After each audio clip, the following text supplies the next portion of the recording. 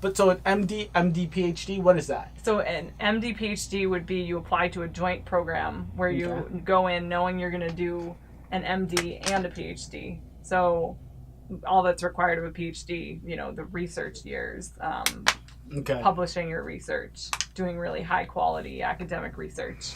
And I know at most hospitals, getting some research done and getting published, or even at most universities, it's a big deal. It's a huge deal. Is that something you care about, look forward to? Is that something, or because you seem very clinical, like you just, listen, you just seem like I want to be patient care. So is that something you have a focus on? Is that a side thing that if it happens, great? I think that research is something I'm interested in, definitely. Okay. I haven't done it as much, though. Okay. I definitely haven't done it as much as... Do you plan on getting your PhD? No. No. No. See, fair enough. Don't. I'm just gonna let you. Don't do it. Yeah. Because you can still do research without getting a PhD. You can. Of course. So, as an MD, certainly. Yeah. So just don't do it. Just do the research. Well, I mean, MD PhDs do more translational research versus if I want to do more clinical research, I think. Oh, okay. So and depending what is on the translation research? Translational research. So some of them do more like bench to bedside. So more like in a wet lab. In a wet lab. Yes. Okay. Like molecular biology level research. Okay.